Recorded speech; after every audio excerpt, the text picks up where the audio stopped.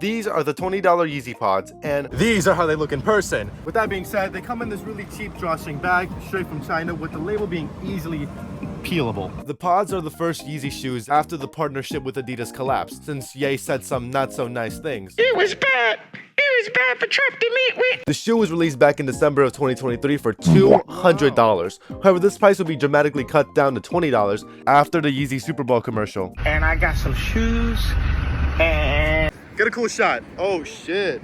Damn. But one thing about that huge price change was the manufacturing. It changed from Italy to China, which is why on some pods it says made in Italy, while pods like mine doesn't have any label. This was made in China, obviously, because I bought it after the price changed to $20. Let's try these bad boys on. First impressions, the knitting doesn't feel high quality, which becomes obvious after 2 weeks since there's already some wear and tear to them. But on the bright side, the sole is pretty firm with a cushion for comfort. You can even see the super glue they used to keep these intact. Isn't that nice? The color itself isn't fully black, since in the sunlight you can see a very light brown hue to it. The folding mechanic is actually pretty convenient for storage, like in a bag, which in this case is the bag they came in. They do not fit my feet. Clearly, this is my foot, and this is where the heel ends. Well, at the same time, you also got a size 1 in your size. 9 to 10, depending on the shoe.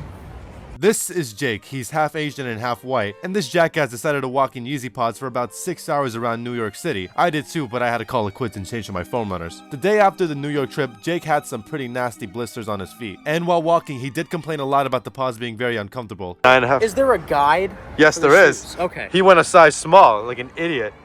No, Well, but like you I can't- you like can't this. blame I'd rather it because this open than the loose toe- feel of your size 2s. I wanted the nice tight, but it's a little too tight, too short. So Are they breathable?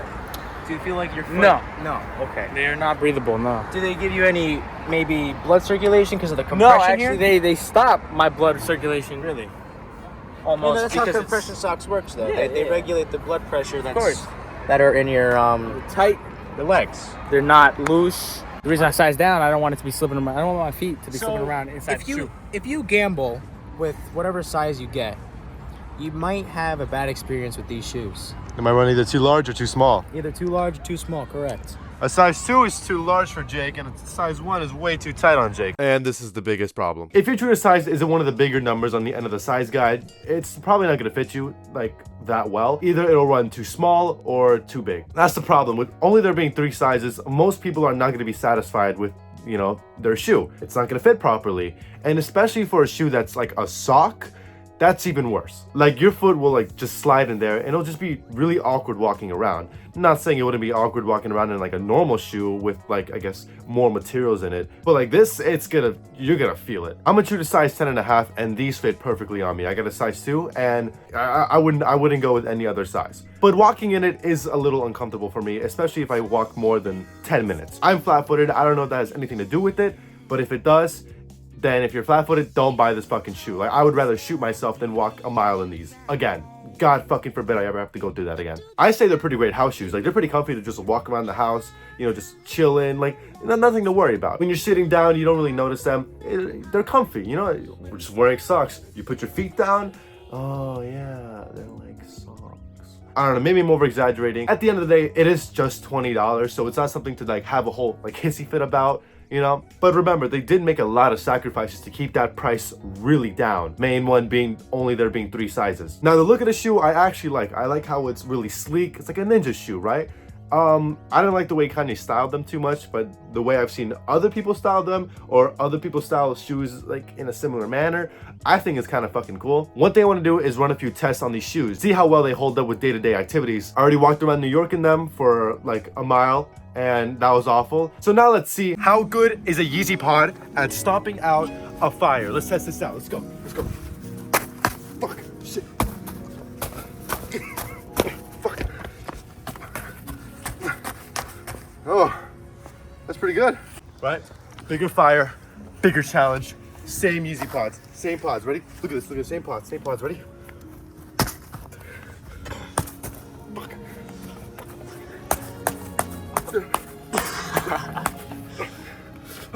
Oh, yo.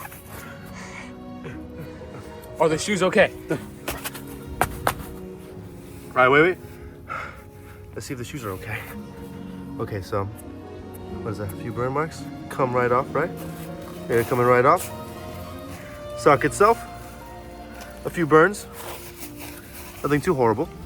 How efficient are Yeezy Pods as Submersible.